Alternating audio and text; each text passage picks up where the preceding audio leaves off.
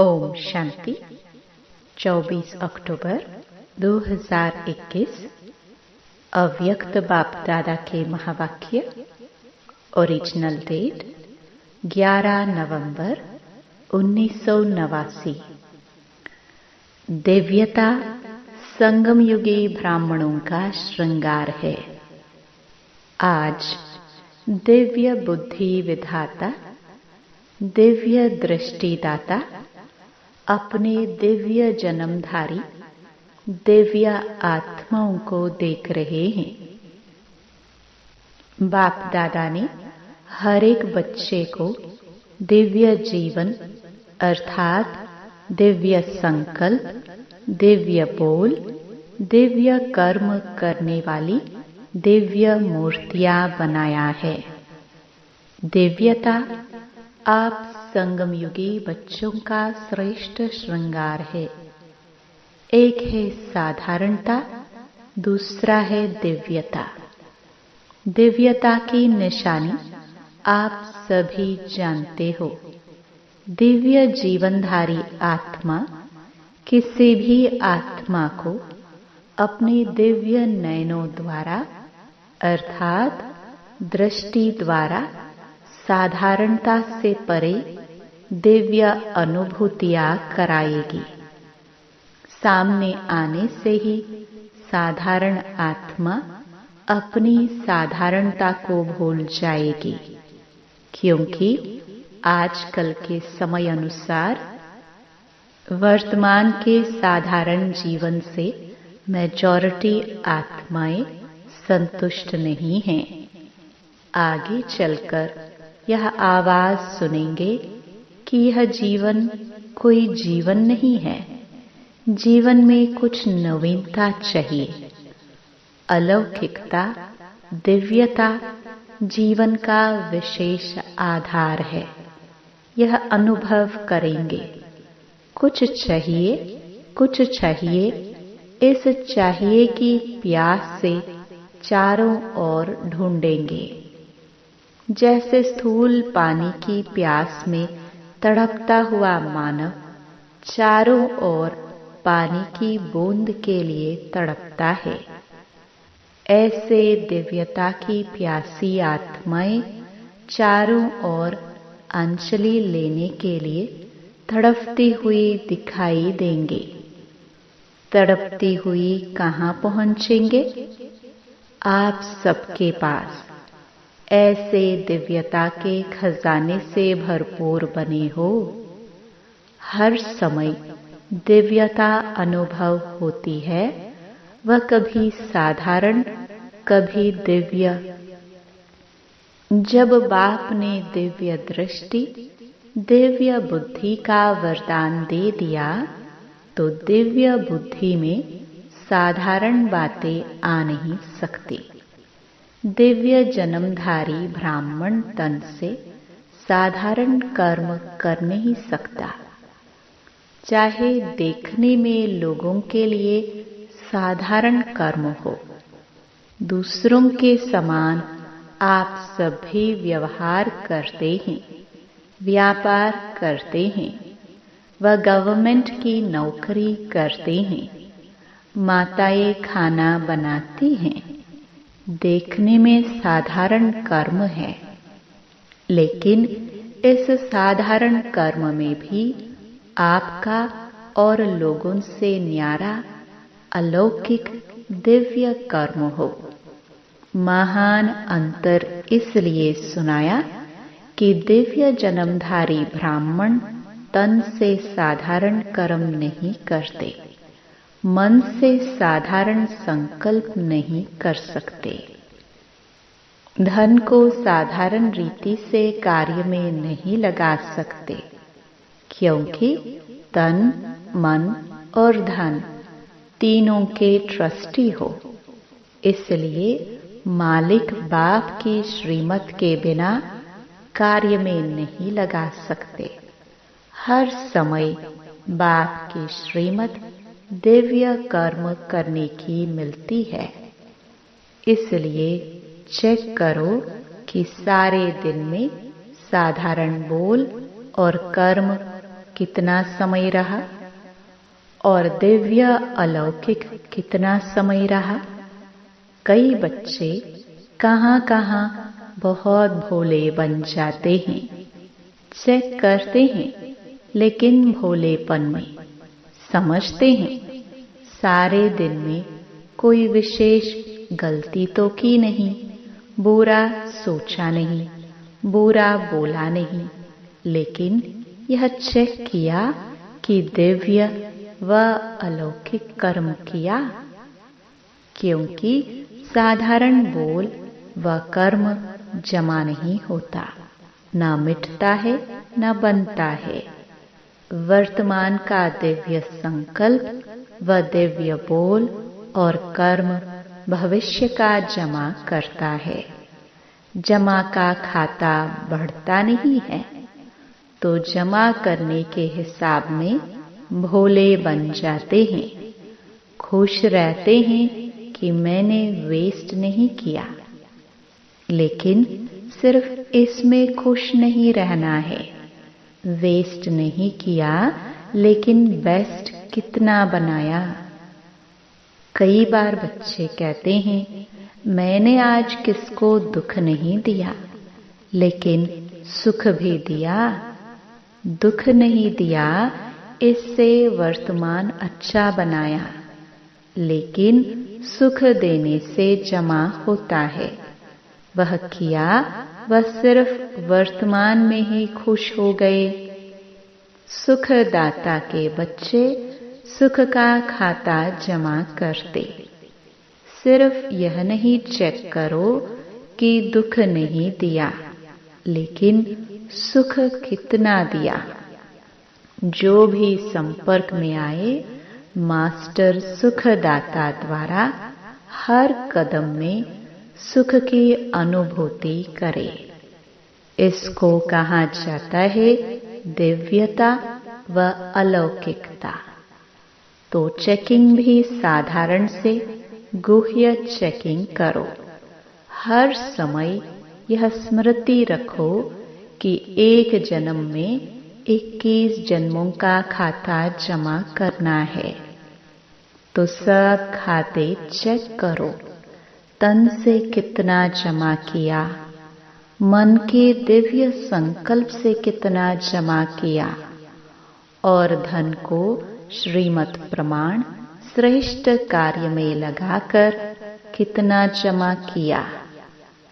जमा के खाते तरफ विशेष अटेंशन दो, क्योंकि आप विशेष आत्माओं का जमा करने का समय इस छोटे से जन्म के सिवाय सारे कल्प में कोई समय नहीं है। और आत्माओं का हिसाब अलग है, लेकिन आप श्रेष्ठ आत्माओं के लिए अब नहीं तो कब नहीं। तो समझा क्या करना है।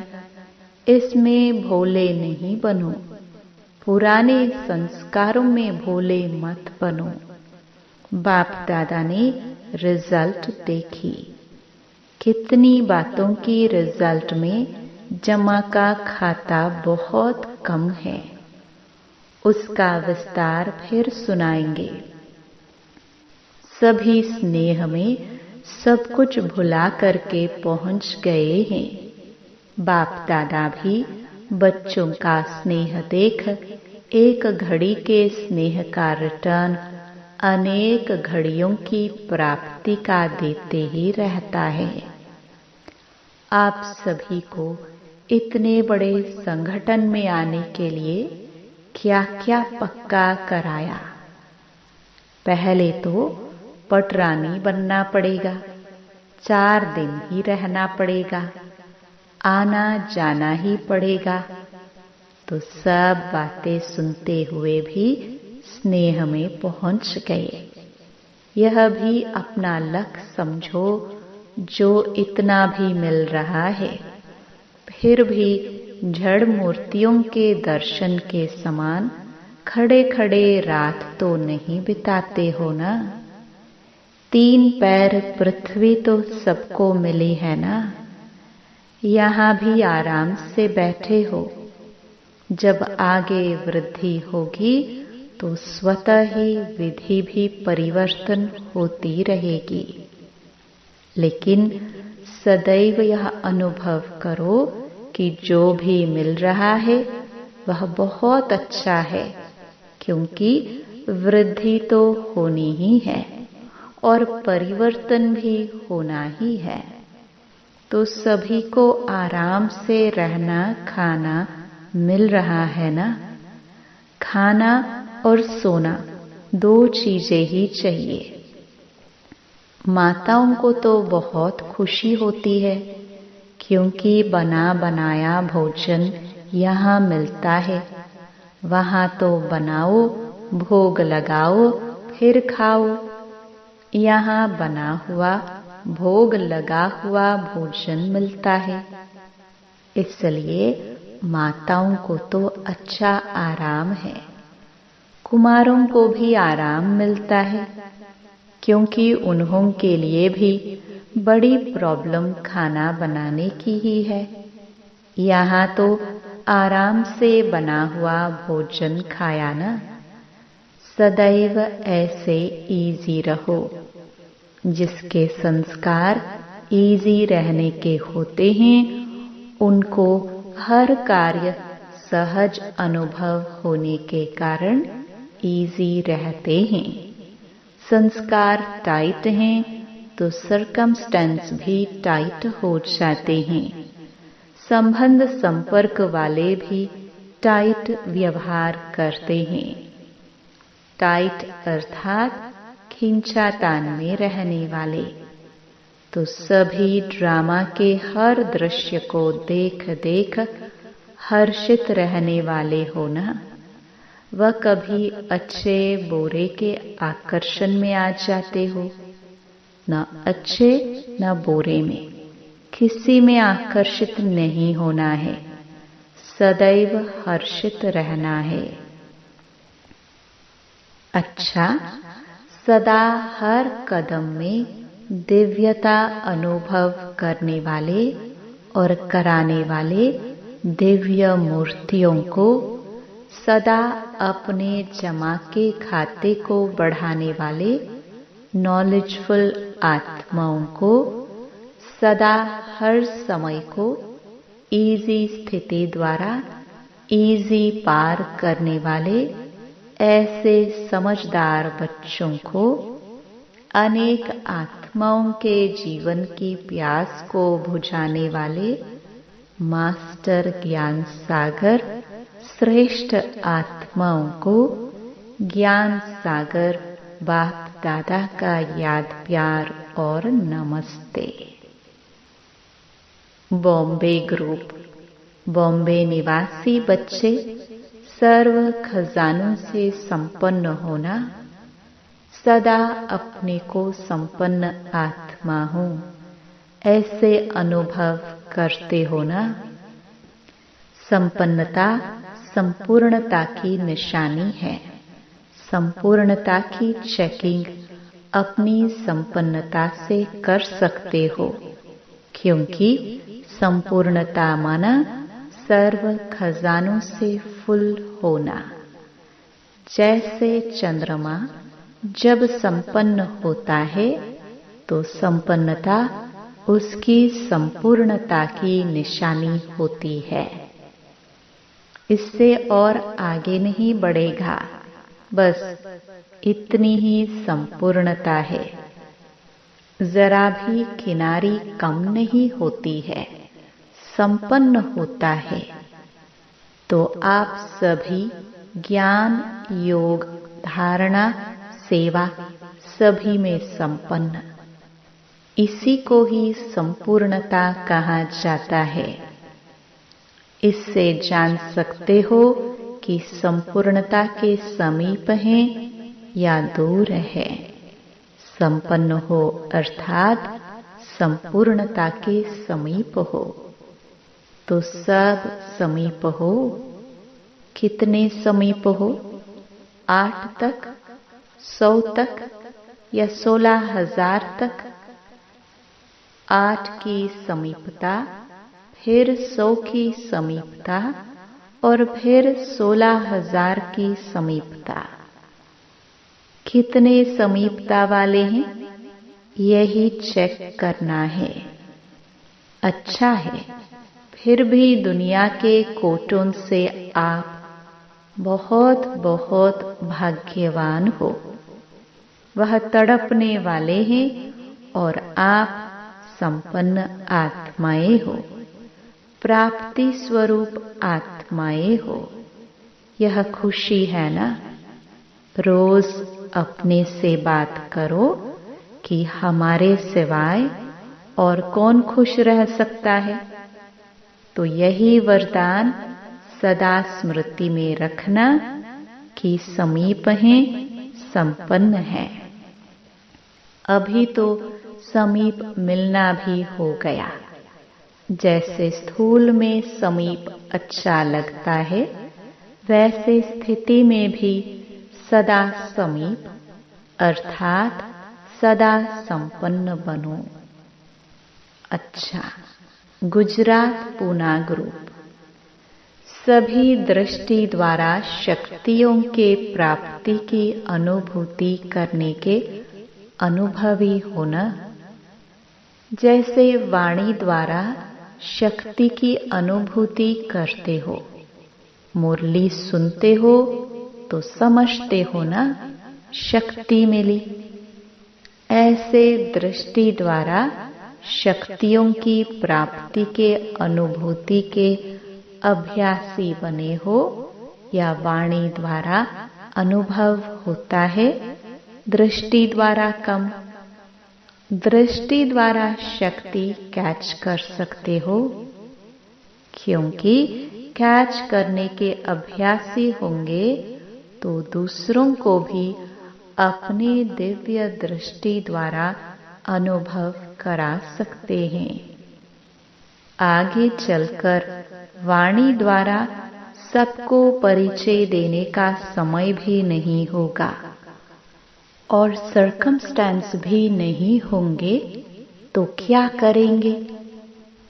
वरदानी दृष्टि द्वारा, महादानी दृष्टि द्वारा महादान वरदान देंगे। दृष्टि द्वारा शांति की शक्ति, प्रेम की शक्ति, सुख व आनंद की शक्ति सब प्राप्त होती है।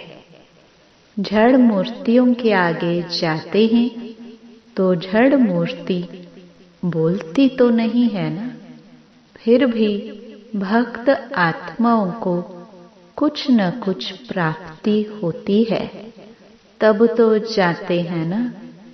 कैसे प्राप्ति होती है? उनके दिव्यता के वाइब्रेशन से और दिव्य नयनों की दृष्टि को देख वाइब्रेशन लेते हैं। कोई भी देवता या देवी की मूर्ति में विशेष अटेंशन नयनों के तरफ देखेंगे। फेस, चेहरे की तरफ अटेंशन जाता है, क्योंकि मस्तक के द्वारा वाइब्रेशन मिलता है। नैनों द्वारा दिव्यता की अनुभूति होती है। वह तो है जड़ मूर्तियां, लेकिन किसकी है? आप चैतन्य मूर्तियों की जड़ मूर्तियां हैं। यह नशा है कि हमारी मूर्तियां हैं। चैतन्य में यह सेवा की है, तब जड़ मूर्तियां बनी है। तो दृष्टि द्वारा शक्ति लेना और दृष्टि द्वारा शक्ति देना, यह प्रैक्टिस करो। शांति के शक्ति की अनुभूति बहुत श्रेष्ठ है। जैसे वर्तमान समय साइंस की शक्ति का कितना प्रभाव है, हर एक अनुभव करते हैं, लेकिन साइंस की शक्ति निकली किससे? साइलेंस की शक्ति से ना। जब साइंस की शक्ति अल्पकाल के लिए प्राप्ति करा रही है, तो साइलेंस की शक्ति कितनी प्राप्ति कराएगी। तो बाप के दिव्य दृष्टि द्वारा स्वयं में शक्ति जमा करो, तो फिर जमा किया हुआ समय पर दे सकेंगे। अपने लिए ही जमा किया और कार्य में लगा दिया, अर्थात कमाया और खाया। जो कमाते हैं और खा करके खत्म कर देते हैं, उनका कभी जमा नहीं होता। और जिसका जमा का खाता नहीं होता, उसको समय पर धोखा मिलता है। धोखा मिलेगा तो दुख की प्राप्ति होगी। ऐसे ही साइलेंस की शक्ति जमा नहीं होगी। दृष्टि के महत्व का अनुभव नहीं होगा तो लास्ट समय श्रेष्ठ पद प्राप्त करने में धोखा खा लेंगे। फिर दुख होगा, पश्चाताप होगा। इसलिए अभी से बाप की दृष्टि द्वारा प्राप्त हुई शक्तियों को अनुभव करते, जमा करते रहो। तो जमा करना आता है। जमा होने की निशानी क्या होगी? नशा होगा। जैसे साहूकार लोगों के चलने, बैठने, उठने में नशा दिखाई देता है, और जितना नशा होता उतनी खुशी होती है। तो यह है रूहानी नशा। इस नशे में रहने से खुशी स्वतः होगी। खुशी ही जन्म सिद्ध अधिकार है। सदा खुशी की झलक से औरों को भी रूहानी झलक दिखाने वाले बनो। इसी वरदान को सदा स्मृति में रखना। कुछ भी हो जाए, खुशी के वरदान को खोना नहीं। समस्या आएगी और जाएगी, लेकिन खुशी नहीं जाए, क्योंकि खुशी हमारी चीज है, समस्या परिस्थिति है, दूसरे के तरफ से आई हुई है। अपनी चीज को तो सदा साथ रखते हैं ना। पराई चीज तो आएगी भी और जाएगी भी। परिस्थिति माया की है, अपनी नहीं है। अपनी चीज को खोना नहीं होता है, तो खुशी को खोना नहीं। चाहे यह शरीर भी चला जाए, लेकिन खुशी नहीं जाए। खुशी से शरीर भी जाएगा तो बढ़िया मिलेगा, पुराना जाएगा नया मिलेगा। तो गुजरात और महाराष्ट्र वाले इस महानता में सदा रहना, खुशी में महान बनना। अच्छा, आंध्र प्रदेश कर्नाटक ग्रुप इस ड्रामा के अंदर विशेष पाठ बजाने वाली विशेष आत्माएं हैं। ऐसे अनुभव करते हो। जब अपने को विशेष आत्मा समझते हैं, तो बनाने वाला बाप स्वतः याद रहता है। याद सहज लगती है, क्योंकि संबंध याद का आधार है। जहाँ संबंध होता है, वहाँ याद स्वतः सहज हो जाती है। जब सर्व संबंध एक बाप से ही हो गए, तो और कोई रहा ही नहीं। एक बाप सर्व संबंधी है। इस स्मृति से सहज योगी बन गए।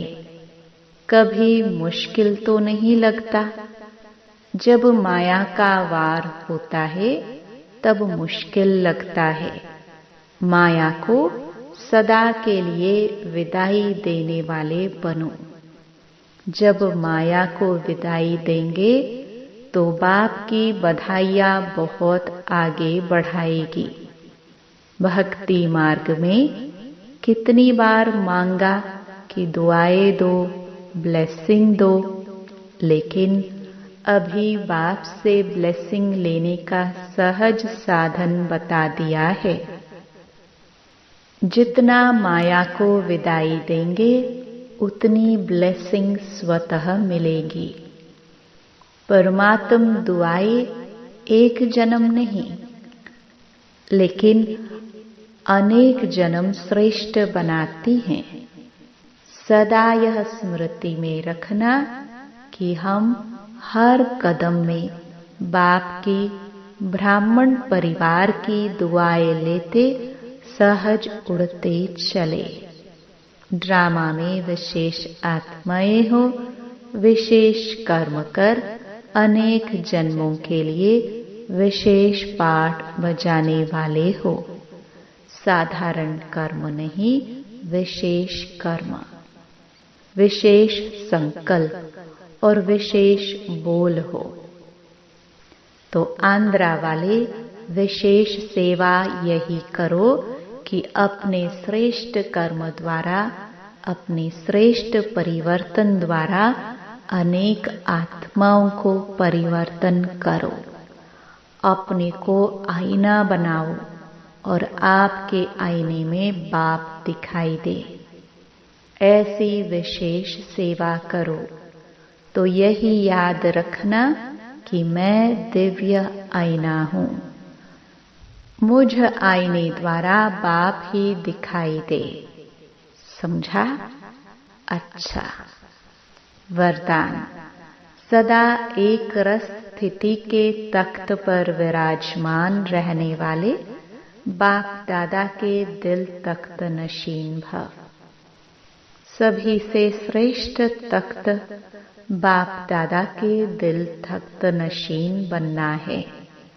लेकिन इस तख्त पर बैठने के लिए अचल, अडोल, एकरस स्थिति का तख्त चाहिए। अगर इस स्थिति के तख्त पर स्थित नहीं हो पाते तो बाप दादा के दिल रूपी तख्त पर स्थित नहीं हो सकते। इसके लिए अपने भ्रकटी के तख्त पर अकाल मूर्त बन स्थित हो जाओ। इस तख्त से बार बार डगमग न हो तो बाप दादा के दिल तख्त पर विराजमान हो सकेंगे। स्लोगन। शुभ चिंतन द्वारा नेगेटिव को पॉजिटिव में परिवर्तन करो। ओम शांति।